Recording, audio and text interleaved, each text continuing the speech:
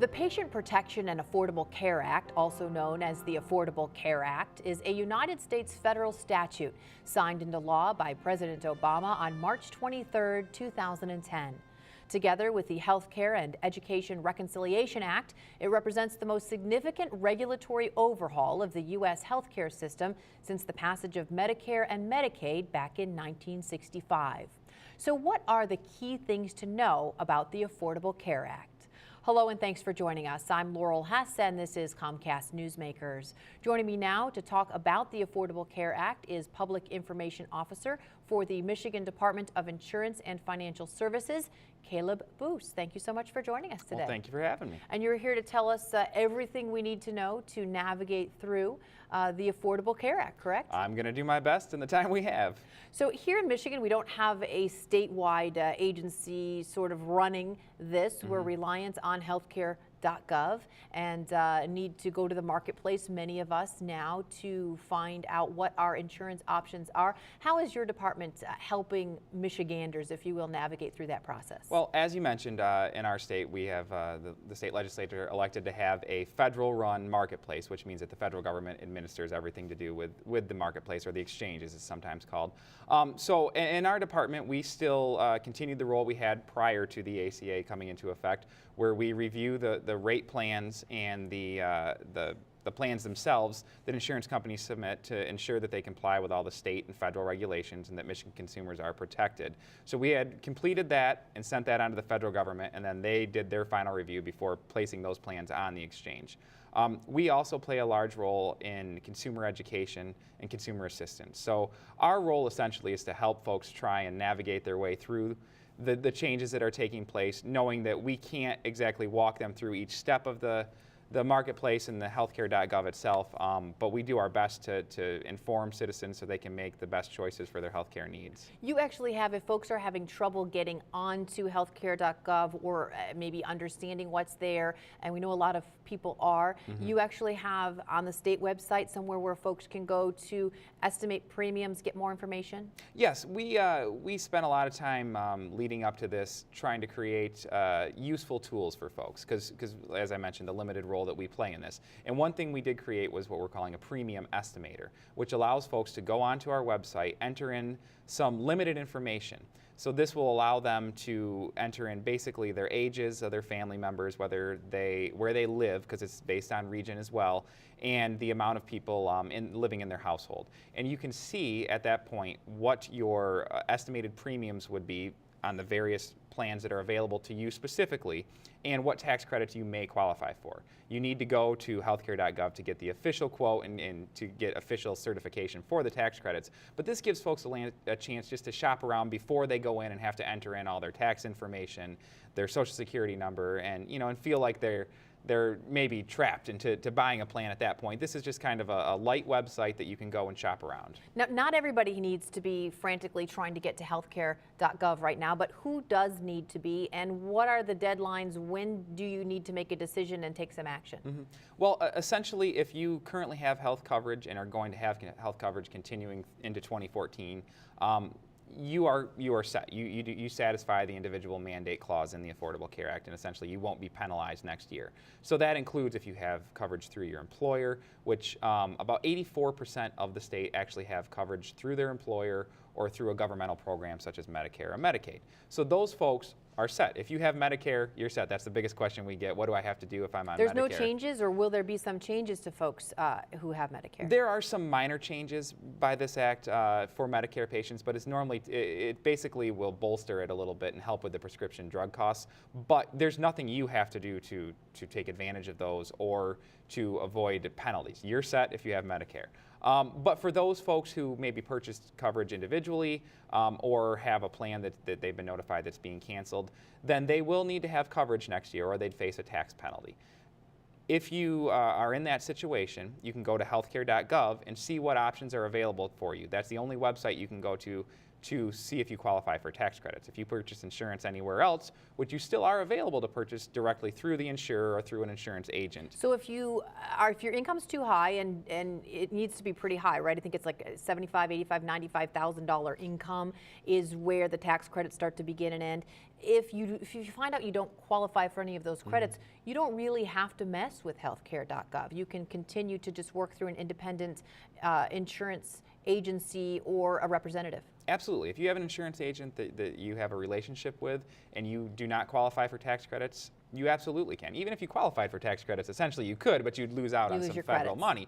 But absolutely, and you can go right to the insurer's website and purchase insurance directly through them as well.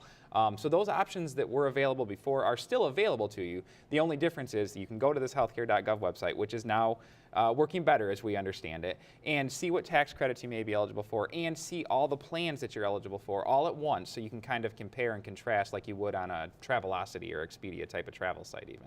And you need to make a decision. Is it the end of March when the open enrollment ends? Yes, open enrollment began on October 1st of 2013 and runs through the end of March of 2014. So once open enrollment closes, you can no longer purchase on the marketplace unless you have some sort of life change. So if you wait till after then, and it might be too late to get the tax credits for this year. So you can still get coverage, but you may not get the tax credits that you're due. And it would depend on your situation. There's a lot of unique circumstances, but essentially you need to purchase within open enrollment unless you have some sort of life-changing event, had a baby, lost a job, lost your coverage, that would allow you then to go back in and purchase coverage. So your role, your agency, is a consumer protection role, which means that you're also out there trying to stay aware of what scams may be happening and warning folks that, you know, when things get a little nutty, the scam artists come out of the woodwork? Yes. Anytime there's a new governmental program that's rolled out that causes confusion, which I think this would fall into that category,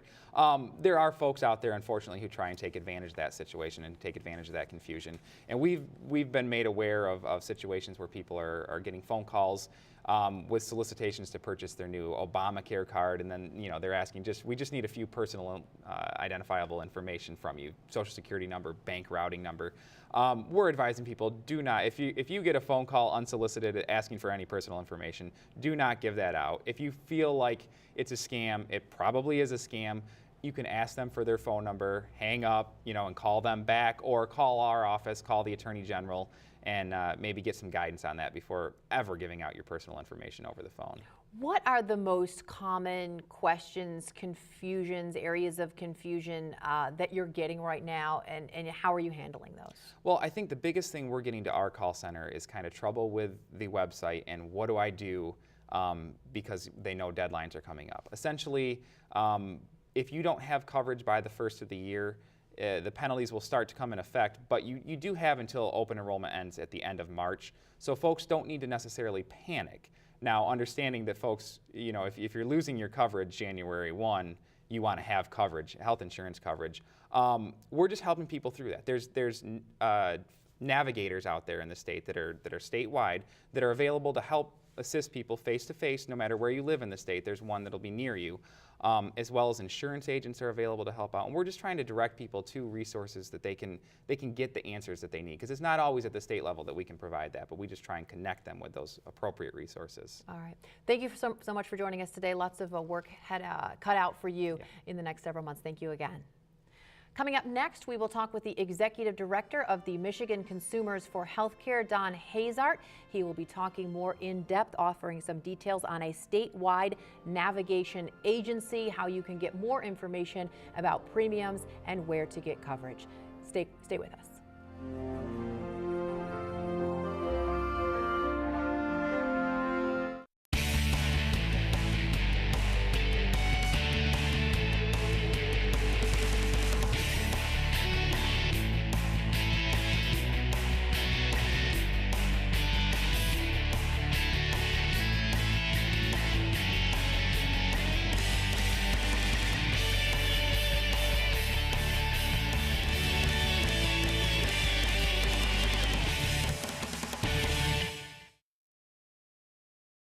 Oh, look, Bill. AT&T has the same old DSL internet speeds. Good, because Xfinity is way too fast. Oh, my. Bill Jr. just used the F word. Where did he learn that? Ow! Fast! What the fast? You're fasting kidding me. We should be more careful. Oh, we should. Me should be. Me careful. Go way faster than AT&T. Awesome is having the fastest internet, and now the fastest in-home Wi-Fi from Xfinity.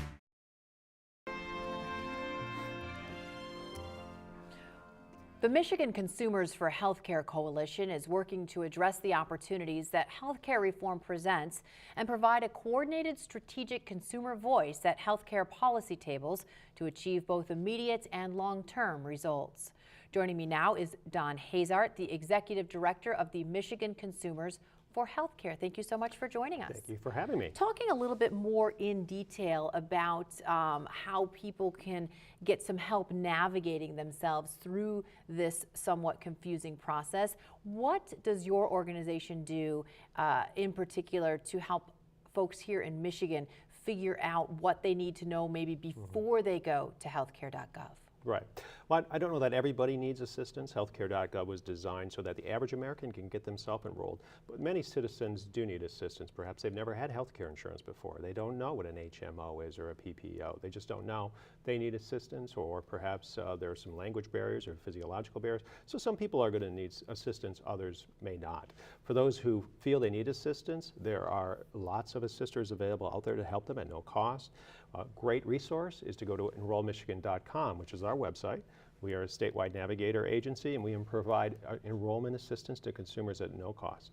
So if folks can sit in the comfort of their own home before they go to healthcare.gov, go to enrollmichigan.com and have their questions answered in depth as far as what policies might be best for them, that type of thing?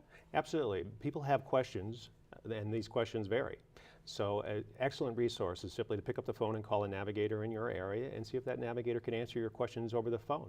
And if after having that conversation, you want that navigator to assist you in getting enrolled, you can also make an appointment to go see that navigator. They're happy to do that. They're happy to assist you in person, and they will take good care of you. And there's lots of resources available to make sure you get enrolled in healthcare coverage. So your organization, which we should mention, was not even necessary 2, 3, 4 years ago. Right. But in response to the implementation of the Affordable Care Act, you were formed back in 2011 so that consumers had a little bit of a voice on what was happening. You actually, in addition to the website, because a lot of folks, as online savvy as most of us are, prefer to be able to pick up the phone and talk to a real person and ask some detailed questions about their particulars.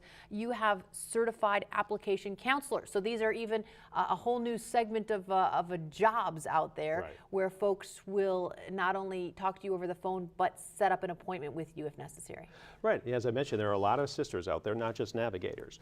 There are also certified application counselors, as you indicated. If someone would like to use a certified application counselor, we have a list of all those available at healthcare at enrollmichigan.com as well. The difference between a navigator and an assister is a navigator receives more training, essentially. So a navigator, for example, is trained to help small businesses. A certified application counselor is not. But the bottom line is they're all there to assist you. No one's going to charge you any fee for their services. They're just there to assist you in getting enrolled in coverage. And they're giving you an objective viewpoint. There's no party affiliation. There's no sales pitch, if you will, going on. Well, that's true of navigators. Navigators by law cannot have any conflict of interest, so you don't have to worry about any navigator you call on the phone trying to steer you into a particular commercial product. A CAC, a certified application counselor, they are allowed to have conflicts of interest, but they have to identify those. So if you choose not to go with a navigator and would like to just go with a CAC, perhaps there's a CAC local, and the navigator, you would have to get in your car and drive to see the navigator. Perfectly fine. Just ask that CAC to identify any conflicts of interest up front. And just folks who have questions about or are having difficulty with the marketplace or going to healthcare.gov, those are primarily the clients or the folks that should be coming to you. Yeah, absolutely. And again, you don't have to go to healthcare.gov first. You can call a navigator first. There's lots of confusion out there, and a navigator is an excellent resource to address a lot of that confusion because, again, they have no conflicts of interest. For example, a lot of older citizens are a bit confused whether they have to go to healthcare.gov or would they go through the normal enrollment process for Medicare. That's because both enrollment periods are happening at the same time. They don't have to. They don't have to go to healthcare.gov, but I use that as an example. So if you're a little bit confused, feel free to pick up the phone, call a navigator. Navigator will be happy to answer your questions. So I know you have one-on-one contact daily with these navigators and these application counselors. What are they telling people? What is the information? What are the plans like? And what are the response from consumers here in Michigan? Well, a navigator's there to give people a sense of what's available to them, give them a sense of the tax credits that are available to them, and then help them enroll if they make that decision to enroll. So at healthcare.gov, we have an average of 43 different plans that are available to the average consumer in Michigan. So there's a lot of consumer choice, and that's really exciting in Michigan. And every plan being sold at healthcare.gov provides excellent coverage. There's 10 essentially qualifying levels of benefit like maternity care, prescription drugs, doctor visits. All these plans have to cover that full range of benefits.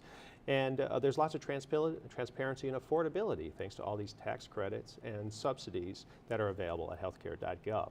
So lots and lots of reasons for every citizen to take a moment and take a look at what's available at healthcare.gov if they need insurance or are looking to make a change. So certainly in the media there's been a lot of discussion about the difficulty of the website and issues with the website. If someone were to make an appointment with one of your folks to help them actually apply and go online, how are you able to help better navigate or have better success with that website than perhaps if I'm just sitting in my own home by myself trying to do it myself?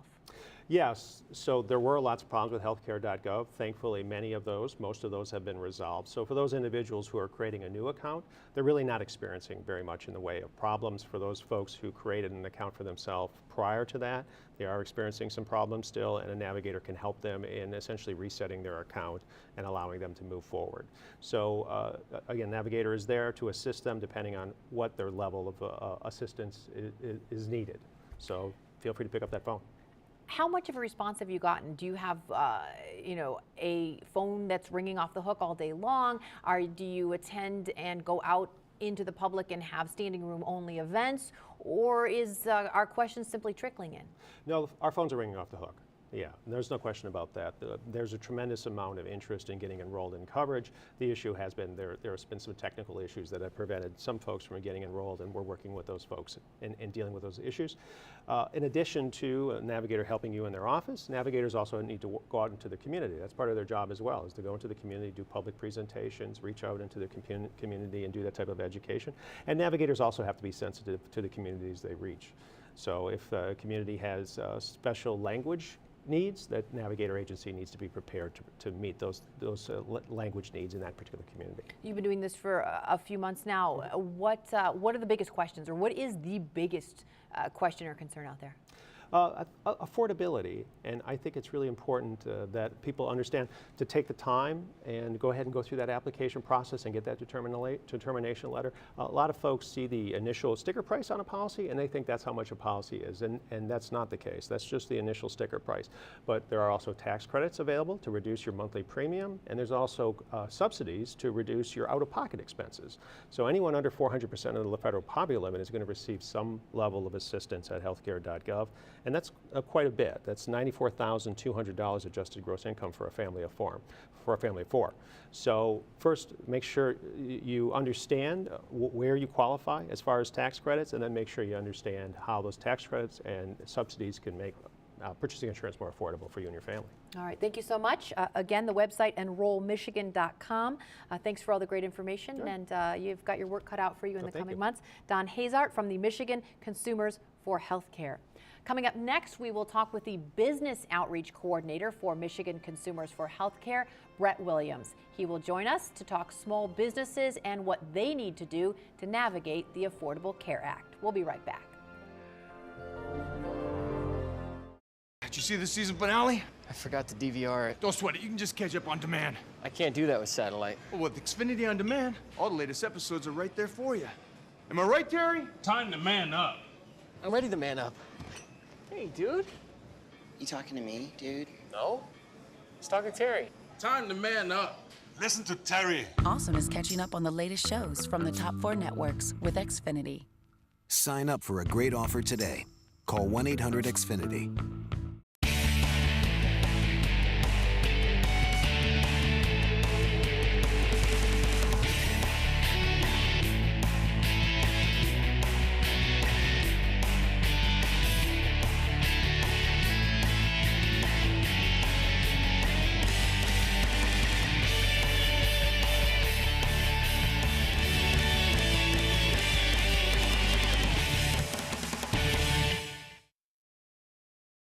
Oh, look, Bill.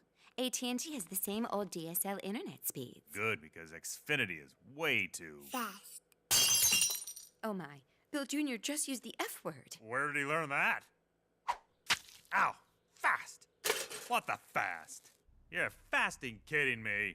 We should be more careful. Oh, we should. Me should be. Me careful. Go way faster than AT&T. Awesome is having the fastest internet, and now the fastest in-home Wi-Fi from Xfinity.